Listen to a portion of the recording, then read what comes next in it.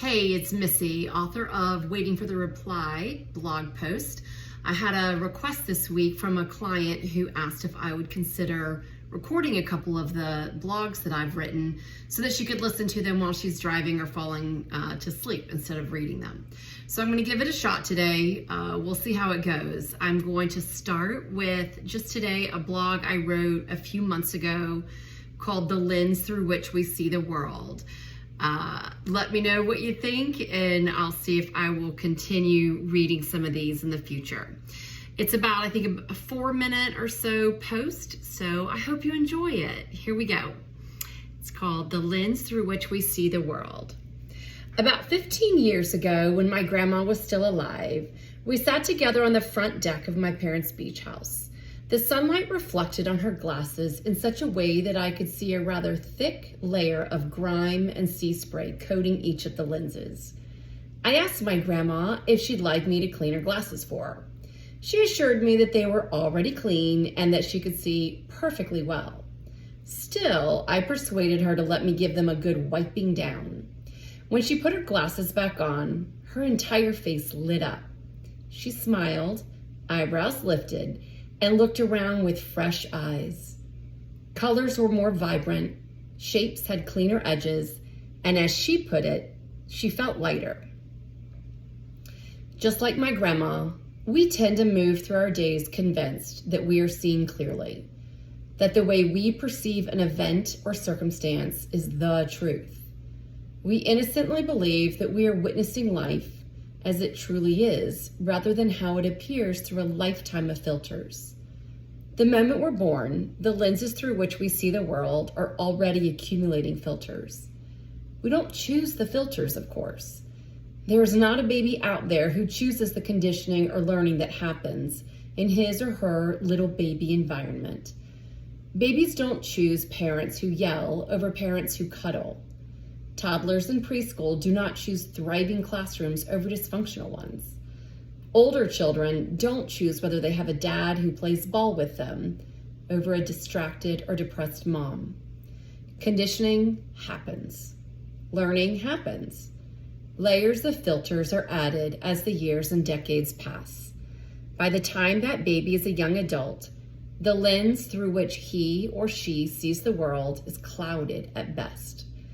There is no clear, unbiased, unconditional lens. If there was such a thing, 7.9 billion of us here on Earth would see events and circumstances in the same way. There would be one objective truth, rather than 7.9 billion subjective truths.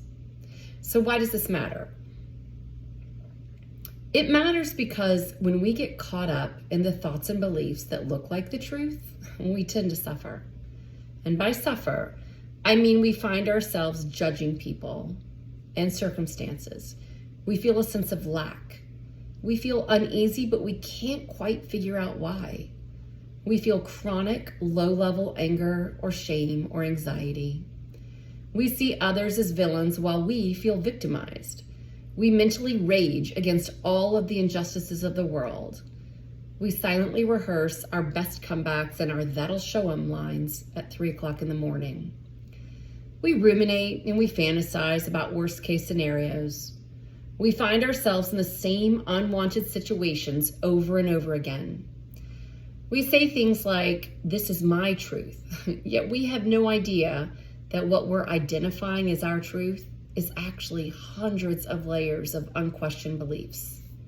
Like fish in water, we are so accustomed to our lenses that we have no idea they're there. We believe we're seeing the truth. The decades of conditioning and learning, none of which we chose, have innocently been mistaken to be our truth. And if there's one thing people in Western culture love to defend, it's my truth. But what if beneath the decades of conditioned beliefs, there is a you that is full of peace, freedom, wisdom, and connection? What if you could just get curious about some of the filters clouding the truth of who you really are? How might life look different if you were open to seeing with fresh eyes, without a few of the filters of conditioned belief? Seeing with fresh eyes is where deep, lasting change happens. It's more than a change in perspective. It's not swapping a negative story for a positive one. It's not doing thought gymnastics so that you can have a better feeling. It's deeper than that. It's taking a look at who you are before and beyond the layers of added filters. Why is this helpful?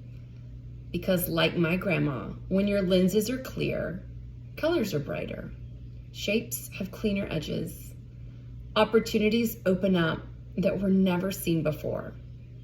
You have the eyes to see new possibilities. You feel lighter, and life gets so much simpler. I hope you enjoyed this first blog post reading.